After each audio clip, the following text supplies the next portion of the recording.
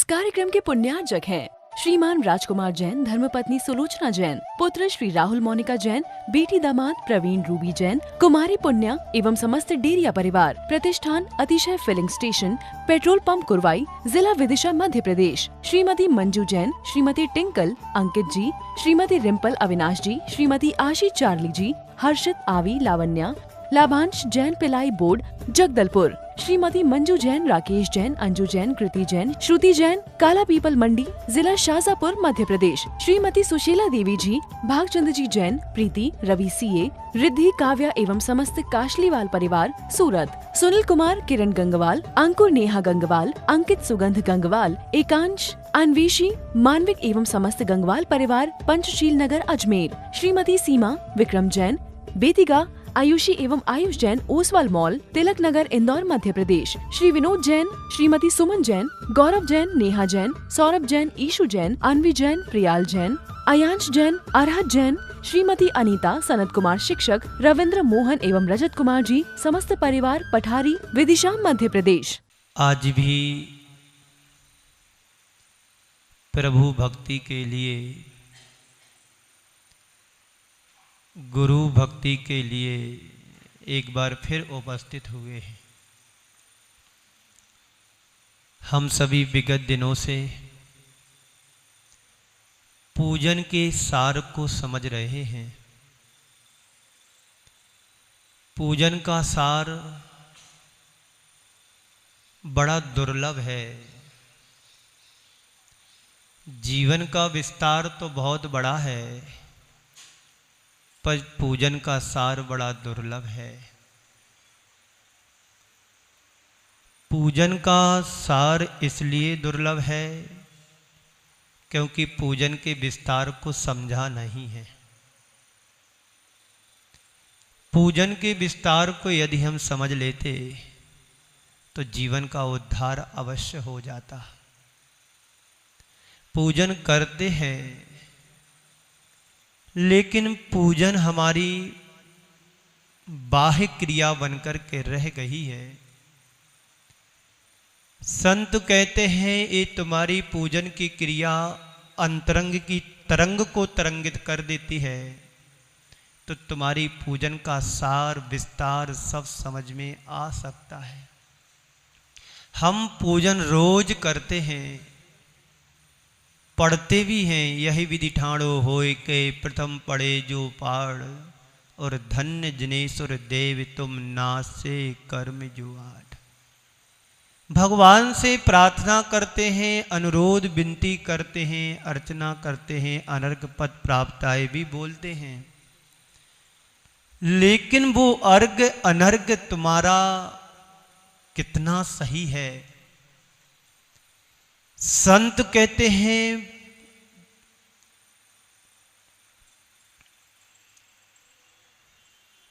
द्रव्य महत्वपूर्ण नहीं,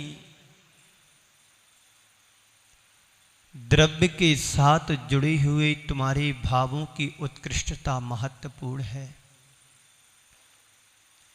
तुम्हारे पास यदि उत्कृष्ट भाव है, कुछ भी ना हो तुम्हारे लिए चढ़ाने के लिए, अगर ज्वार के दाने भी तुम्हारे पास हैं, श्रद्धा और भक्ति से समर्पित होकर के ज्वार के दाने भी तुमने यदि प्रभु के चरणों में अर्घ में चढ़ा दिए, तो तय मान के चलना वह ज्वार के दाने भी मोती बन जाते हैं। बशर्ते तुम्हारा समर्पण प्रभु के प्रति अंतरंग से होना चाहिए। भावों की अभिव्यक्ति जब तुम्हारे हृदय में प्रकट हो जाती है, तो ज्वार के दाने भी मोती बन जाते हैं। कहानी सबको पता है।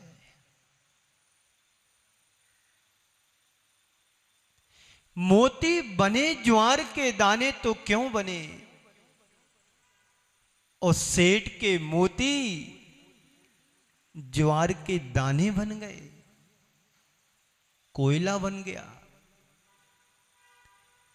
सेठ कहलाने को सेठ होता है, पर हृदय से तो वो पूरा कंजूस ही है। धनवान वो नहीं जिसके पास धन होता है, ध्यान से सुनना। धनवान वो नहीं जिसके पास धन होता है, धनवान वो है जिसके पास भाव होते हैं। पैसे वाले तो बहुत होते हैं, पर दान करने का भाव नहीं है तो धन किस काम का। इससे अच्छा तो वो गरीब है, सुखिया है कि रोज कमाता रोज खाता और प्रभु के गुणगान गाता। बात चल रही है पूजन की। कल मैंने कहा था भाव शून्य क्रिया कभी फलवान नहीं होती है। भाव यात्रा जल से फल तक पाने की हमारी चल रही है। जल हम किस लिए चढ़ाते हैं? प्रभु आप परम शीतल स्वभाव वाले हैं, आपने परम शीतलता को प्राप्त कर लिया है। मेरी आत्मा अत्यंत संतप्त है, मैं अपनी आत्मा को चाहता हूं कि शीतल बनाऊं, इसलिए जल लेकर के आपके चरणों में जलम निरुपामेति स्वाहा करता हूं। आप जैसी शीतलता पाने के लिए मैं आपके चरणों में आया हूं। जल की तरह आपके चरणों में अर्पित हो जाऊं, इस मनोभाव से मैं जल अर्पित करता हूं। आप लोग पूजन करते हैं, जल चढ़ाते, चंदन चढ़ाते, क्या भाव रखते हैं? जल जल में है, कलश कलश में है, हाथ हाथ में है, भाव अंदर है, द्रव्य बाहर है। ऐसे ही चढ़ाते ना। बोलो, सारा जीवन जल चढ़ाते हुए पूरा बीत गया, लेकिन तुम्हारे अंदर का संताप अभी शांत क्यों नहीं हुआ? जन्म जरा मृत्यु विनाशनाय जलम निरुपामेति स्वाहा। बोलो, बोलते हैं, अभी पूजन भी कर रहे होंगे अंदर। ये मत सोच लेना कि हम भगवान के चरणों में जल चढ़ा देते हैं, जल डाल देते तो मेरे जंजरा बुढ़ापा चला जाएगा। नहीं, ये भाव हो कि मैं आपके चरणों में जल पूजन कर रहा हूं, जंजरा मृत्यु विनाश नाय के लिए, और अंत में स्वभाव को प्राप्त करूं, ये भाव होना चाहिए। चंदन, चंदन क्या है? जो स्वयं अंदर में शीतल होता है और जो उसके संपर्क में आता है उसके संताप को दूर कर देता है, वो चंदन। चंदन शीतलता का प्रतीक माना गया है। संसार में जो भी दाह है, संताप होते हैं, संसार में जो भी तकलीफ पीड़ा होती है, दाह अंदर होती है, ज्वर होता है। एक बार शिखर जी की बात है, रात्रि का समय था, 10-11 बज रहा होगा। प्रमाण सागर जी महाराज को अचानक सिर में दर्द हुआ।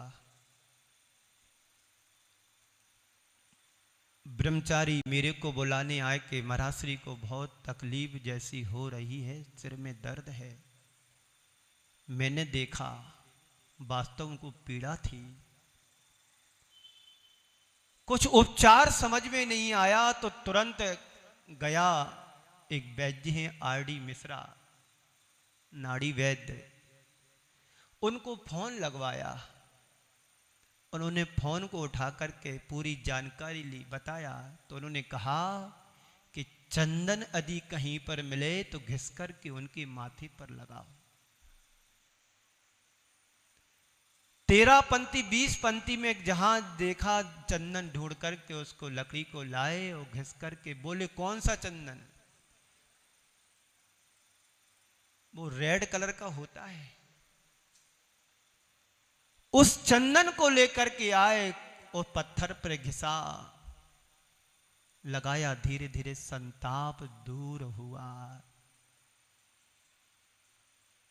तो कहते हैं संसार में जो भी दाह और संताप है प्राणियों के जीवन में, वे अपने शरीर में लगा करके कुछ पल के लिए शांति को पा लेते हैं। प्रभु आप परम शांति के भंडार हैं और हमारा जीवन तो अशांति का भंडार है।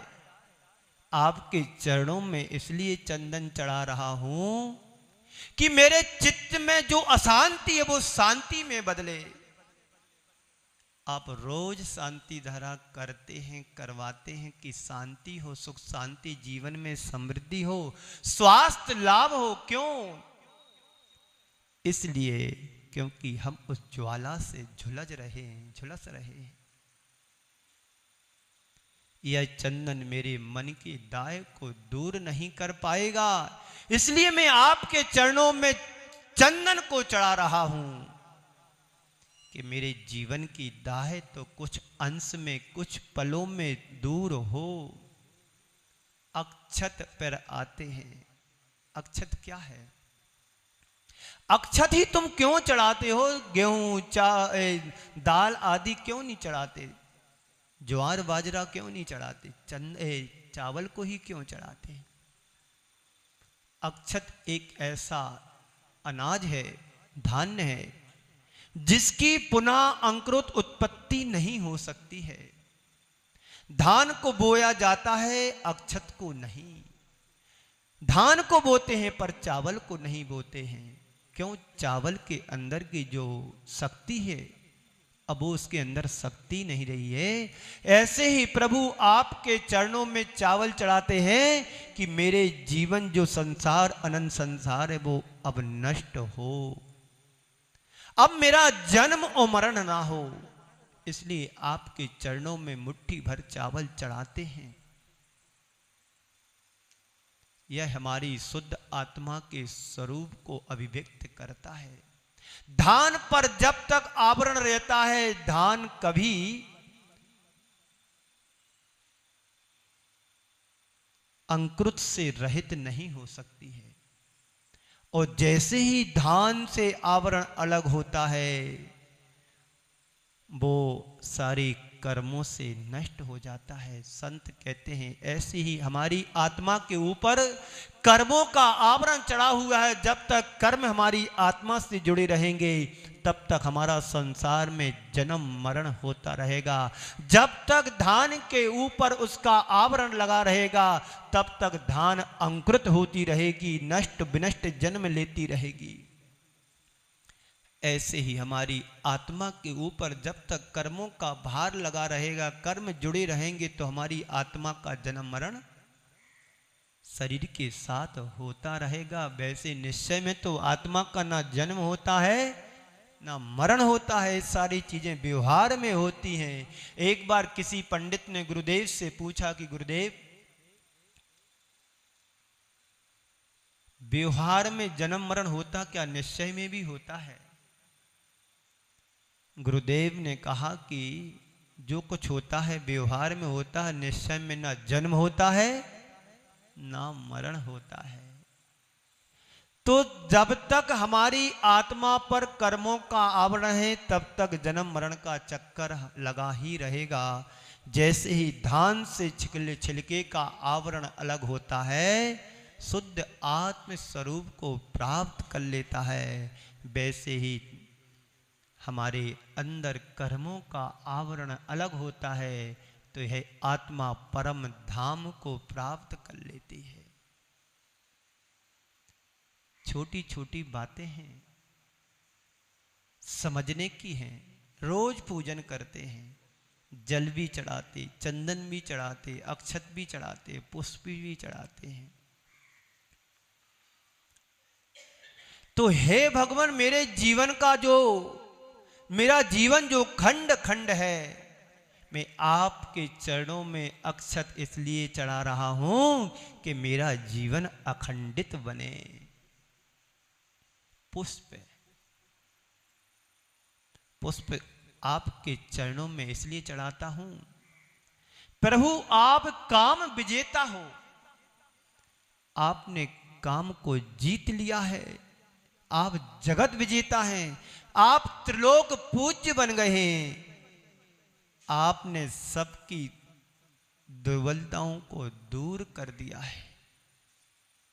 कामदेव भी आपको देख करके थर थर कांपता है। क्या करें, आपके द्वारा आपसे हारा हुआ काम सबको सता रहा है। पुष्प चढ़ाते हैं तो क्या बोलते हैं, काम बाण विनाशनाय पुष्पम निरुपामति। हे प्रभु मैं क्या करूं, आपके द्वारा हारा गया काम भी मेरे को सता रहा है। हे प्रभु मैं पुष्प इसलिए चढ़ा रहा हूं कि आप जैसा मैं विजेता बनूं। नैवेद्य इसलिए चढ़ाते हैं कि भगवान भूखे हैं, भगवान के चरणों में अच्छा चावल पका करके, खीर बना करके, अच्छे पकवान बना करके चढ़ाओ, जैसा लिखा है नैवेद्य में है। क्या क्या लिखा है, पढ़ो, पुरानी पूजन धानत राय की, मंगत राय की है, घेवर और हाँ, भगवान भूखे हैं इसलिए मैं चढ़ा रहा हूं।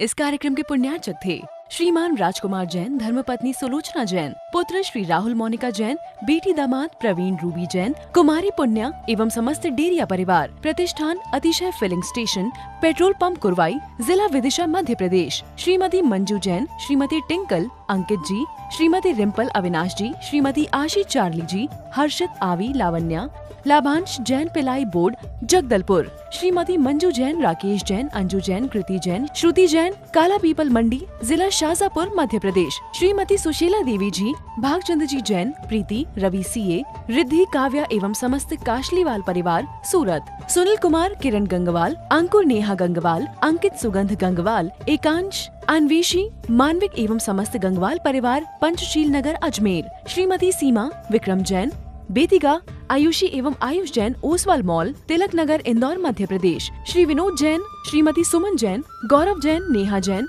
सौरभ जैन, ईशु जैन, अन्वी जैन, प्रियाल जैन, अयांश जैन, अरहत जैन, श्रीमती अनीता, सनत कुमार शिक्षक, रविंद्र मोहन एवं रजत कुमार जी, समस्त परिवार पठारी, विदिशा मध्य प्रदेश।